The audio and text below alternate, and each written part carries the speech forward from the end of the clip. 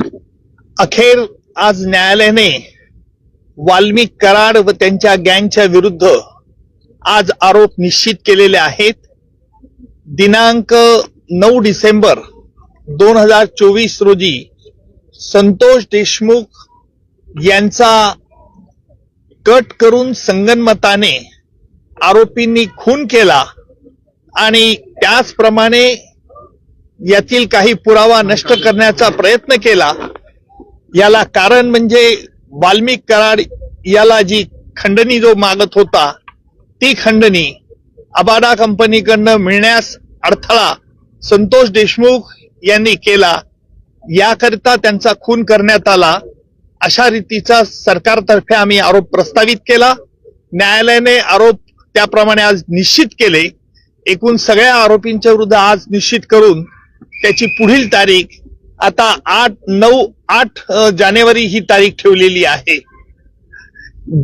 आजही आरोपींतर्फे पुन्हा हे आरोपी निश्चितची सुनावणी लांबणीवर टाकण्याचा प्रयत्न झाला।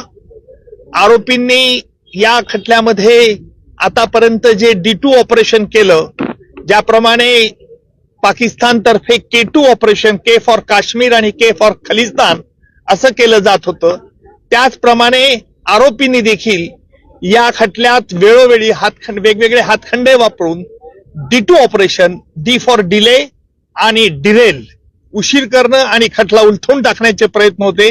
त्याला आज आरोप निश्चित झाल्यामुळे या प्रयत्नांना चाप बसलेला आहे आणि यापुढचं सुनावणी, यापुढे जी 9 तारखेला सुनावणी आहे त्यामध्ये सरकारतर्फे कागदपत्र ज्यांच्यावरती प्रॉसिक्युशन भिस्त ठेवत आहे ती कागदपत्र आरोपीला मान्य आहेत किंवा अमान्य आहे याच्याकरता विचारलं जाईल। त्याच्यानंतर साक्षीदारांची यादी दिली जाईल आणि प्रत्यक्ष पुराव्याचं काम लवकरच सुरू होईल।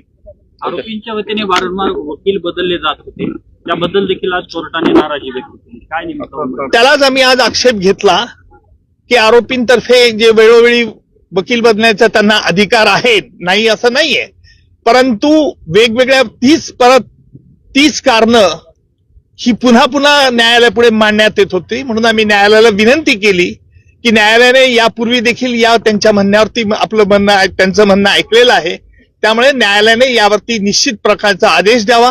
त्याप्रमाणे निश्चितपणे आज न्यायालयाने प्रत्येक आरोपीला विचारलं, तुमच्या विरुद्ध हे आरोप ठेवण्यात आलेले आहेत, सगळे आरोप तुरुंगातच होते, आरोपींनी आरोप मान्य नाही असं सांगितलंय आणि न्यायालयाने त्याकरता ते रेकॉर्ड जेलमध्ये पाठवण्यात येईल आणि जेलमधून त्यांची स्वाक्षरी झाल्यानंतर पुन्हा खटल्याच्या कामाकरता सुरुवात होईल। मात्र हे संपूर्ण प्रकरण फास्ट ट्रॅक वरती घेतलं जाईल।